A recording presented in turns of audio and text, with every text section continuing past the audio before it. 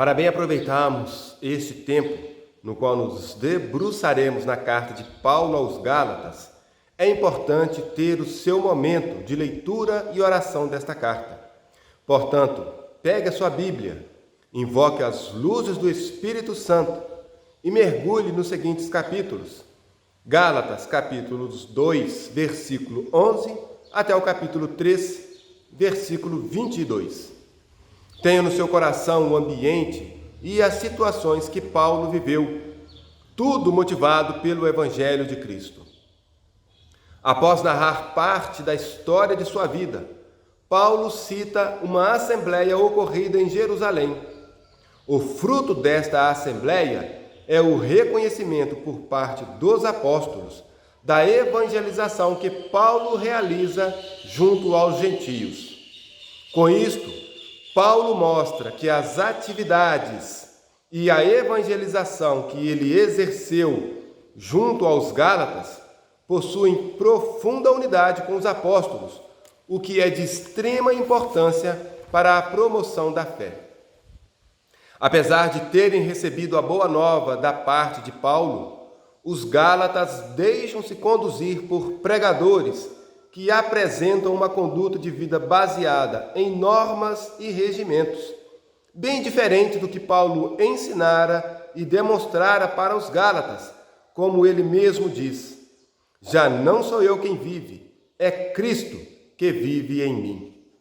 Ele apresenta um evangelho centrado em Jesus Cristo, instrui que a vida deve ser pautada por um compromisso pessoal e íntimo com nosso Salvador.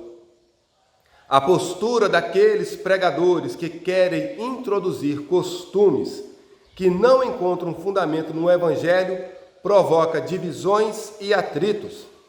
Percebemos aí quanta divisão e ruína as pregações que não estão em comum acordo com a igreja podem produzir. Paulo faz uma reflexão sobre a adesão à fé.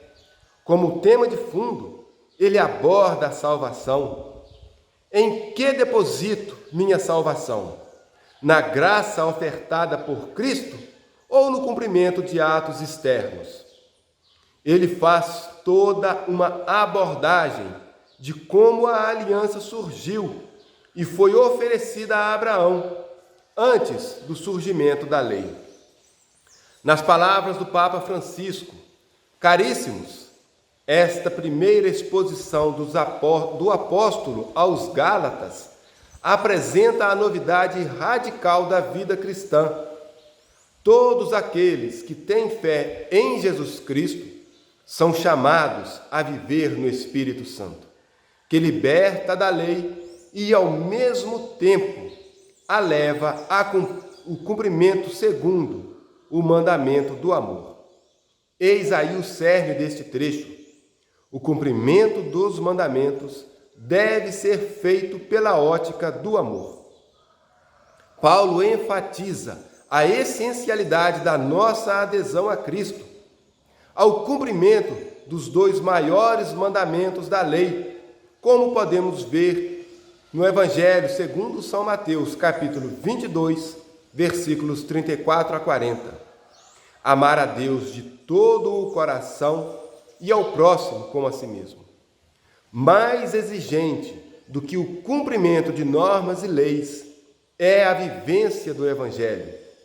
Alinhar nossos pensamentos, palavras e ações com o desejo de Jesus Cristo.